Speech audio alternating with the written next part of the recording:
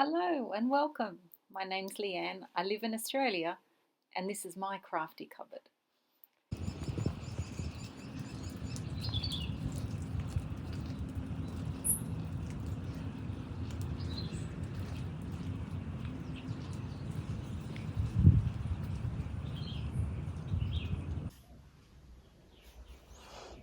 This is my project on the spool. I didn't have a spool, so I have just glued two coasters onto a really hard cardboard tube. I really like how the size of my first piece is one wrap of the spool, and so I'm thinking for my future works I'll make them the same length, just increasingly a little bit longer each time, so they also, each sort of room of the garden, if you like, is a wrap of the spool.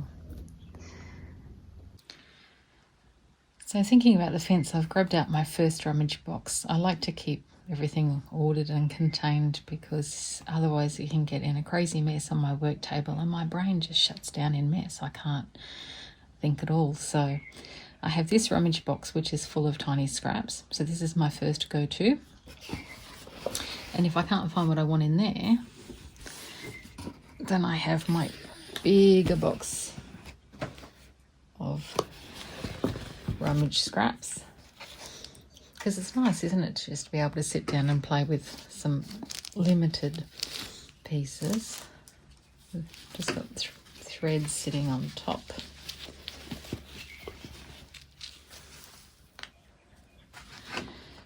So I just keep all the pieces folded and standing up Marie Kondo style, so you can actually see what I have.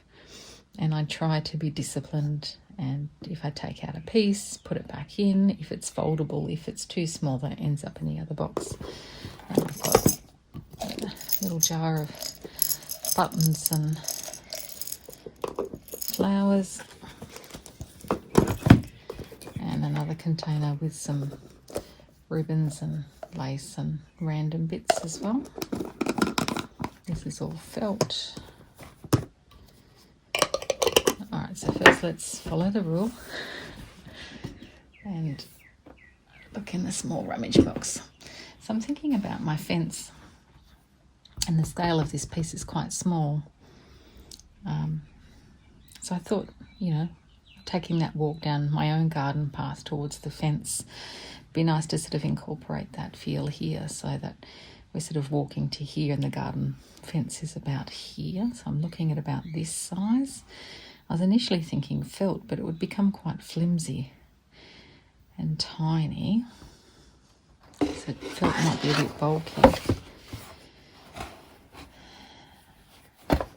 These are offcuts of quilting wadding. Yeah, they're quite thick and sort of flimsy at the same time. That colouring would work well, but again, the linen's a bit frayy, and that reminds me of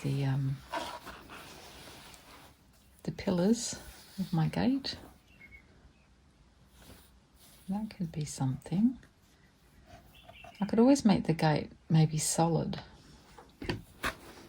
just because,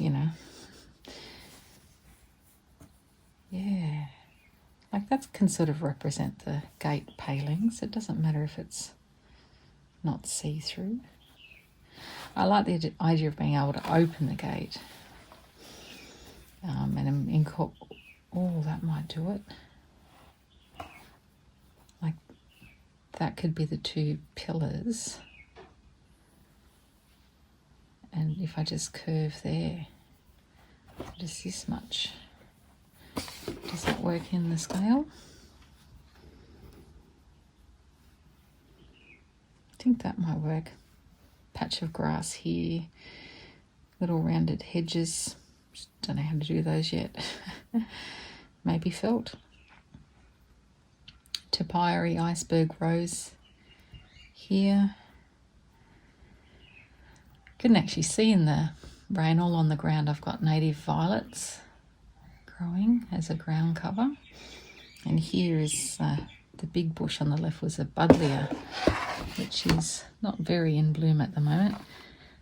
I don't like how straggly they become. I planted it purely for the bees, because the smell is divine and they adore it. They also adore that blossom that's all over the ground at the moment from the rain from that tree. Every time I'm worried that there's no bees around, when that thing blossoms, the bees swarm. They love it. Yeah, so that might be good. So I have to make this sort of a bit more solid. Maybe if I stitch it onto felt and then it can sort of open. Actually, our gate opens inwards that way. It's going to have to be an outward opening gate. I can't make it inwards. Oh, not even if it's folded in half, does that? No, I don't have green on the other side. Draw another piece. Still no green on the other side.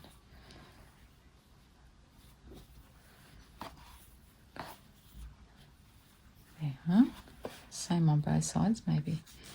Bit of wadding in between.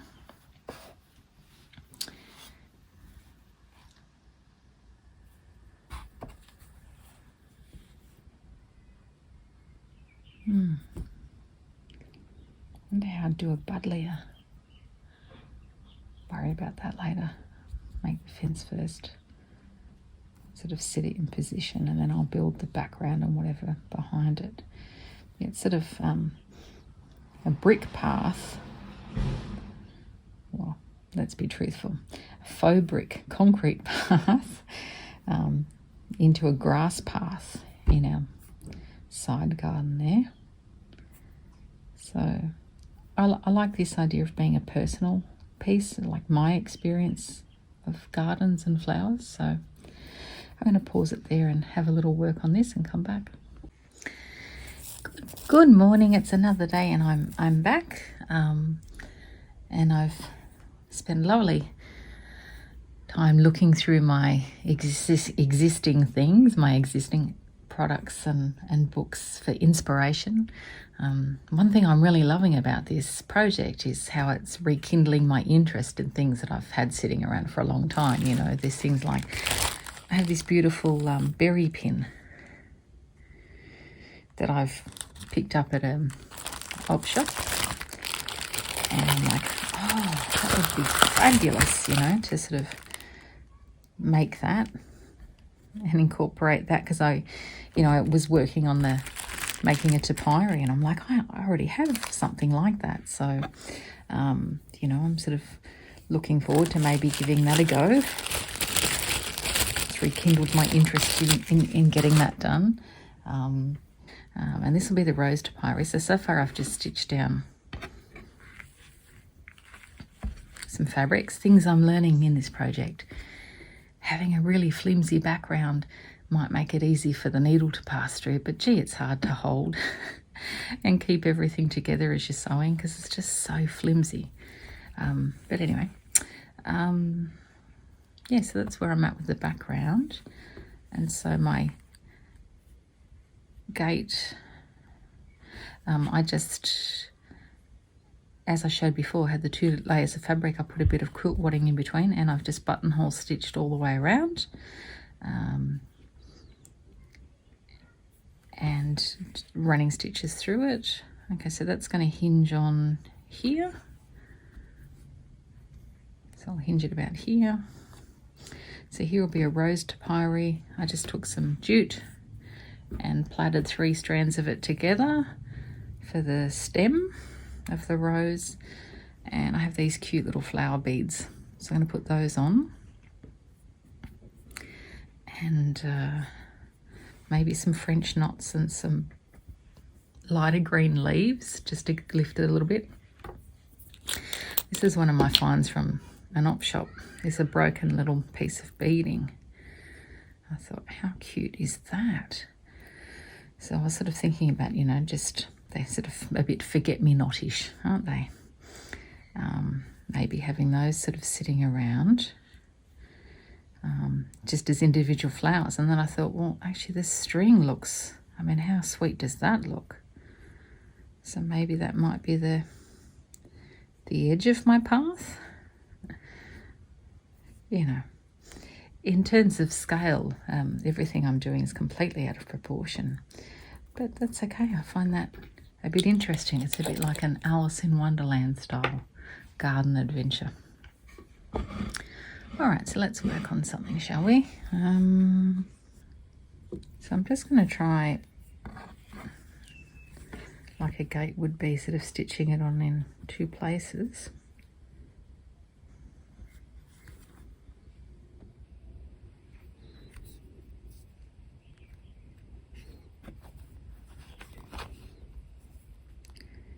I really am having so much fun with this project. I am finding it sort of inspiring my interest in things that I've had a long time on my mind to do, and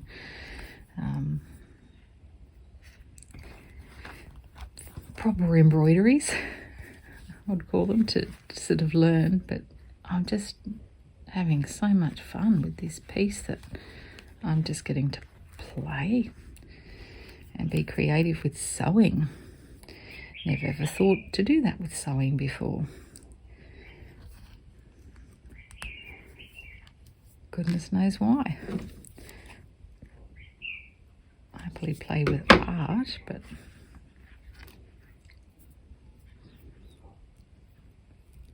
loving the freedom of this.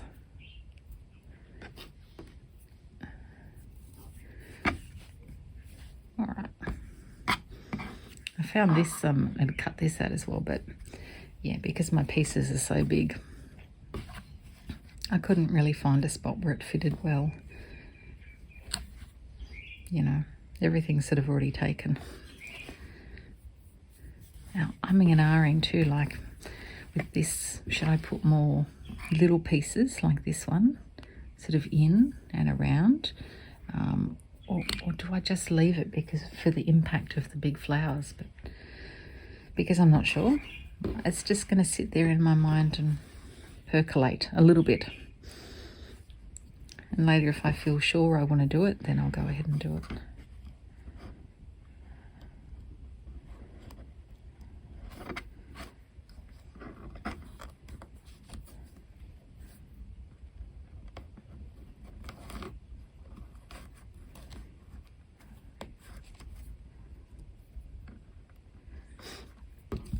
I find it fabulous too to be able to sort of watch YouTube and just collect so many ideas.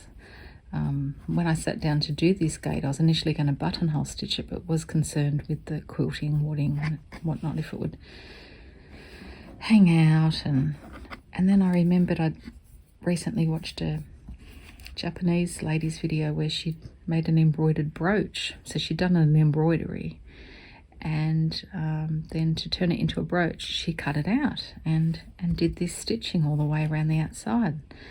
I'm like, oh, okay. So, through that process, I got to try it now here, and glad I did. It's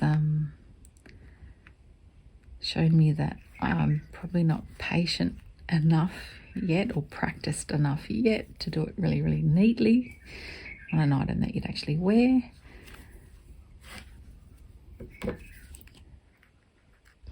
But I think that's the other thing that excites me about this project too. If we have a place to play where everything's okay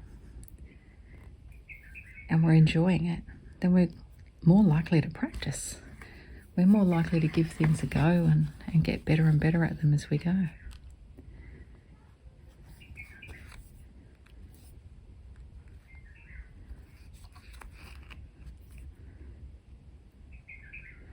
I'm a big believer in that things should be too hard for us, otherwise we're never going to grow, but that we have to get some joy and satisfaction out of the process.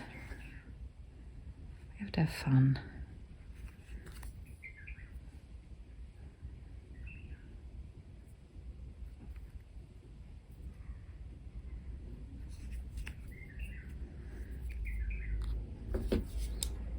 Alright, ended up having to stitch in 3 spots, but that feels a bit more secured now.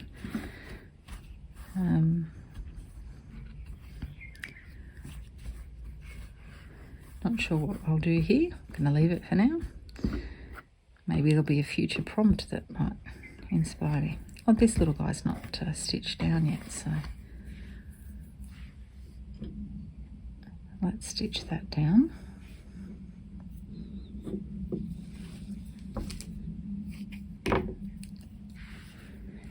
The other thing I've learnt too is actually I prefer invisible stitching from the wrong side. I find it easier to take the tiny stitch on the back of my work. So it's a bit challenging when you're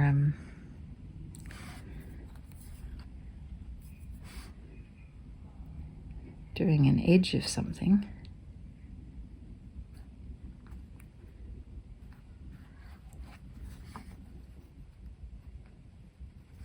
Oh, I have to be careful here.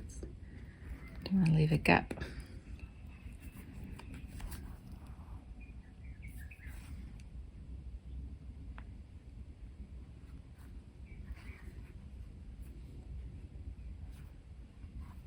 Oh, we might have a slight gap. We'll just have to live with that. I guess what I could do is if I do a stitch like over the both this way.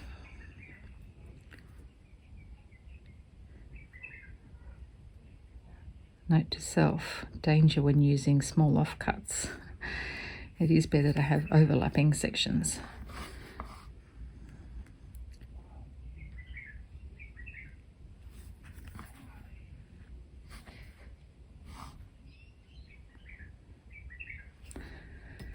Would you like a cup of tea? This morning I've got Melbourne breakfast from T2.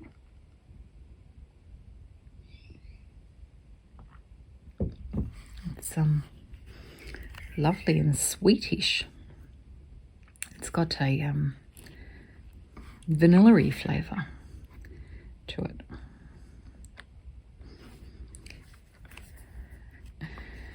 Well, you girls from Melbourne, why is T2 made a Melbourne tea with vanilla? Is that a thing in Melbourne, or is it just the sense that the brewer associated with Melbourne?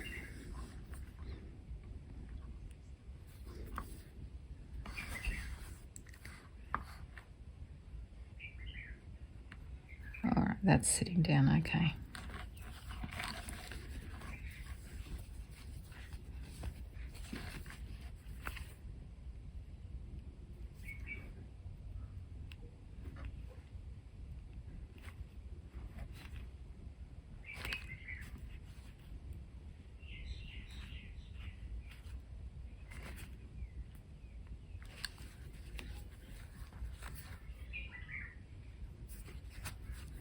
Oh, that's interesting. I thought I was at the end.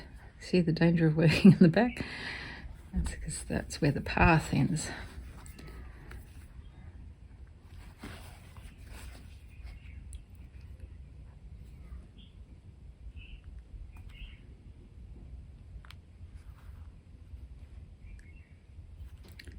Yeah, I'm going to pause while I keep stitching this down, and I'll see you soon.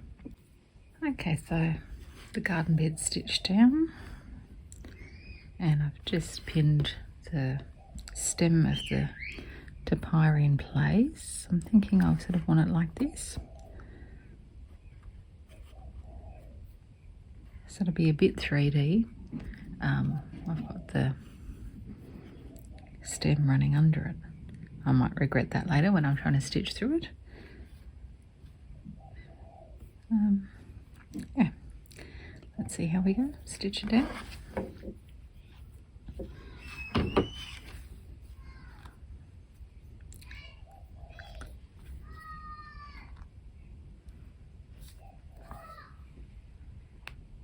Oh.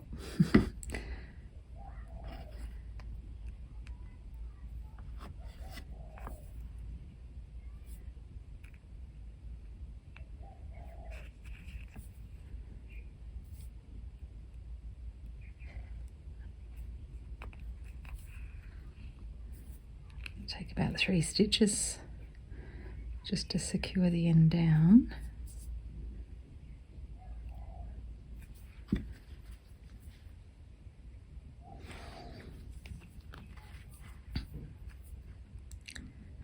One of the things I really love about piecing the pieces together, I don't like raw edges, I have to be honest. I'm just reconciling myself with those. But I love the puckering, and I know ideally you'd be aiming to have them flat, but I actually deliberately pull it just that little bit tighter because I really love the texture of it being puckled. Puckled? Is that a word? Did I just make up a new word? Puckled. I do, I like puckled fabric.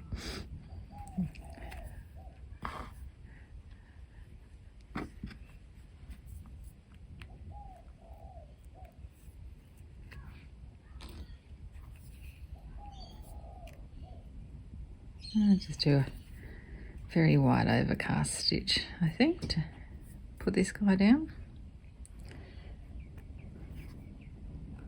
Oh. Piece of Cheeky in my garden.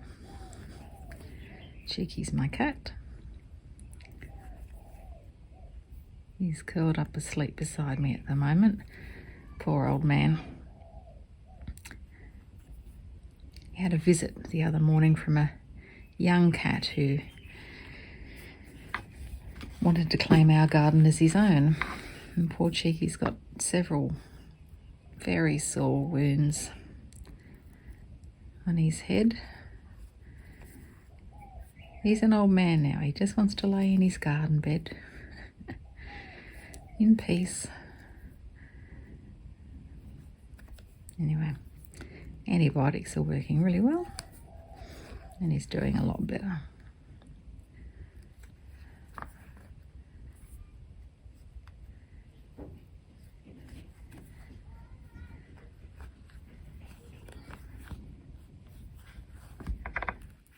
Alright, that's down.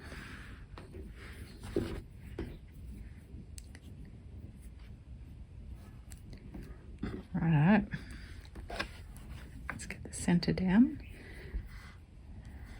Where?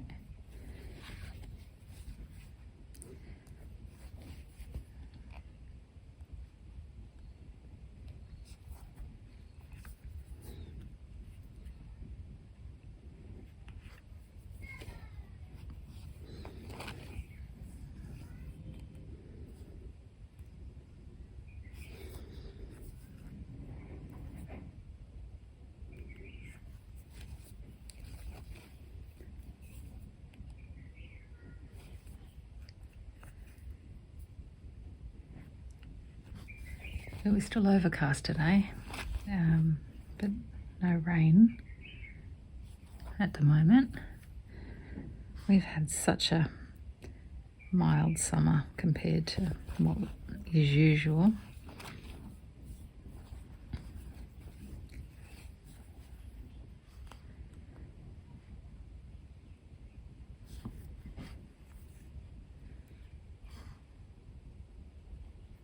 I don't even think we've seen 40 degrees yet this summer. And a lot of times January is over 40 a lot.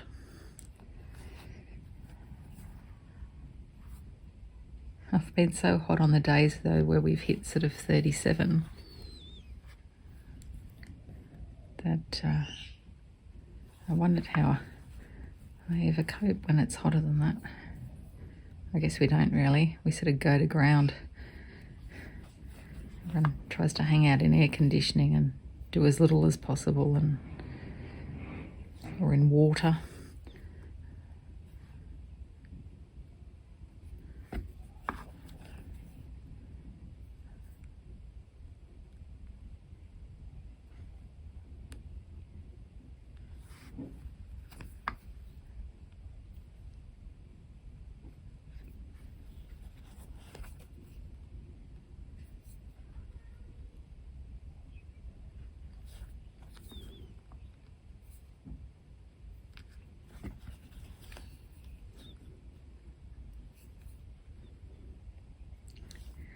This is aspirational, this little one I'm shaping now. I don't have anything this neatly pruned.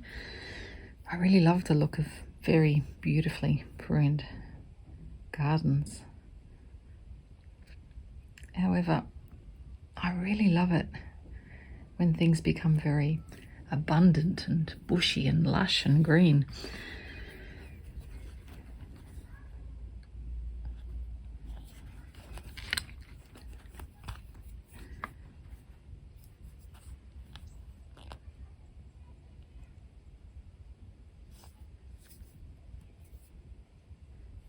Anyone else similarly torn like that? It's the same when you go away and stay in hotels. I'm so drawn to the minimalist living.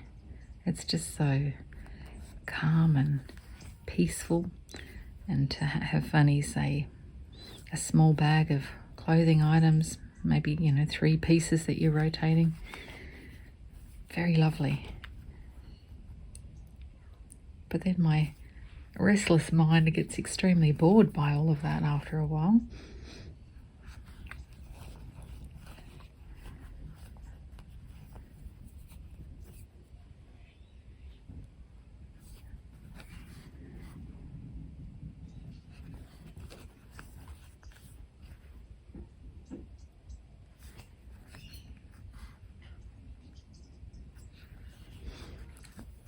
I saw the most beautiful garden. My husband took me to Red Cow Farm.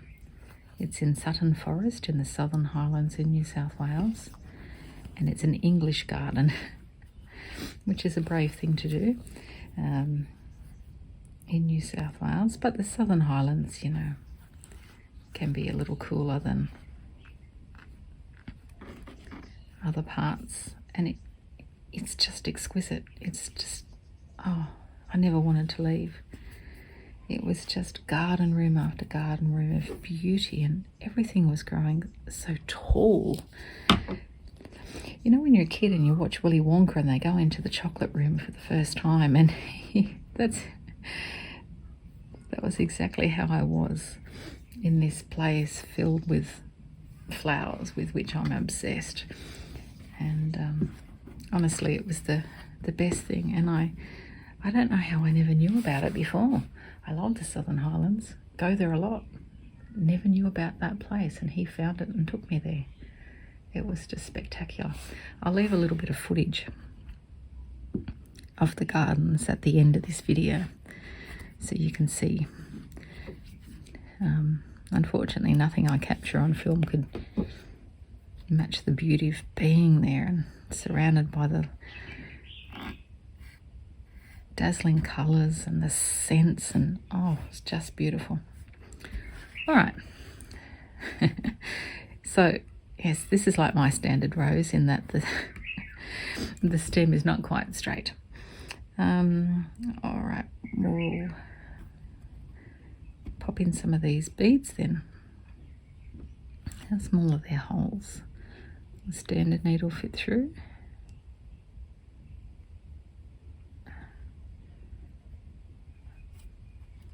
Yes, okay.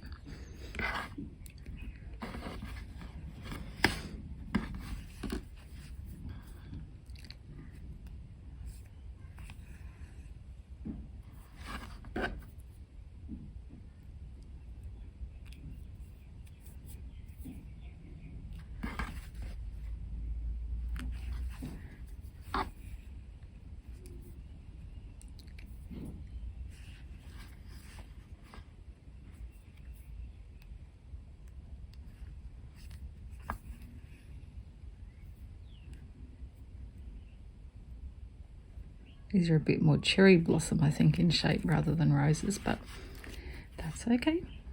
I saw them, I have them, I thought let's use them, that's cute.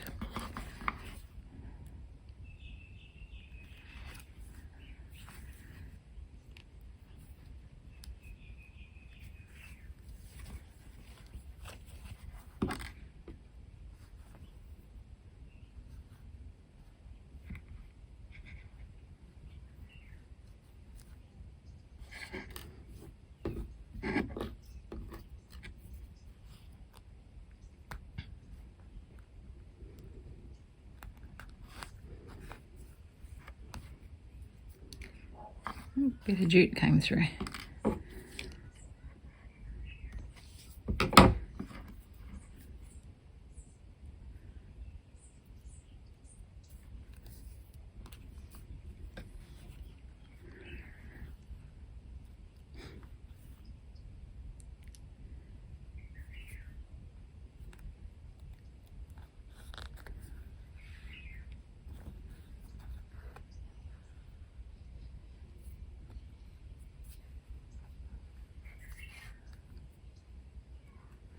I want to give a big thank you to everyone else who's making videos as they're doing this project and putting them up and sharing them, because it's just so inspiring. I try and do mine first and then watch afterwards.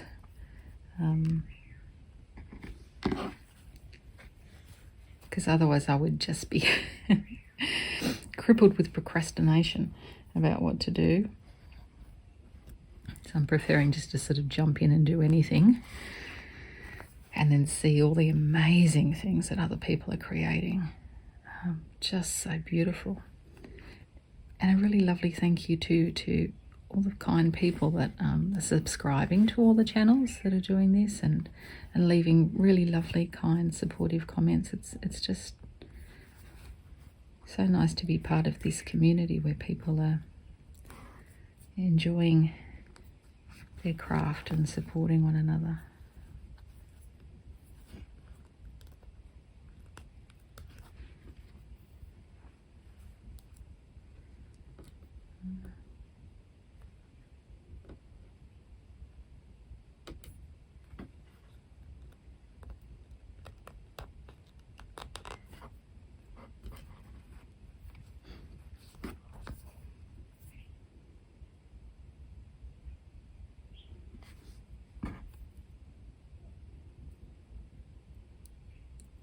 Okay, this little guy hasn't got the holes made actually.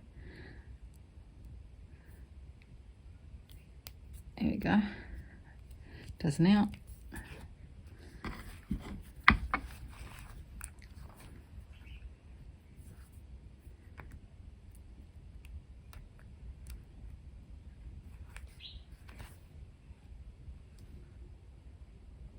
Okay, well, I might pause here and be back when I'm stitching something different. Here's the little walk through Red Cow Farm at Sutton Forest. It is spectacular. If you ever get the chance to see it, I highly recommend it.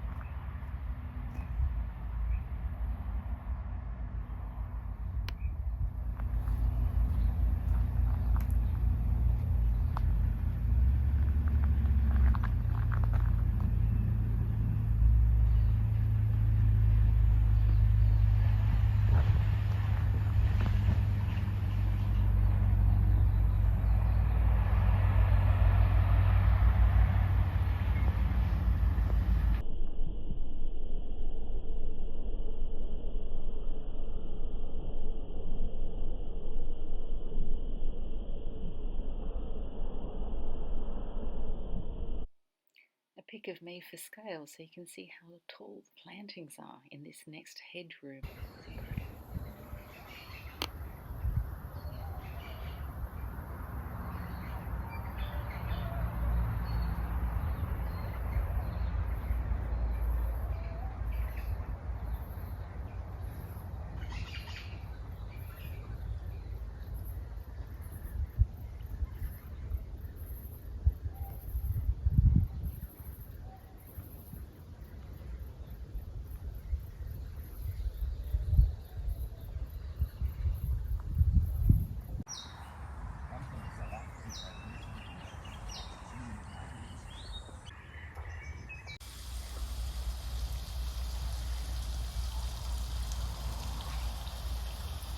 Well, this is where I leave you today. Thanks so much for watching, and I'll see you next time.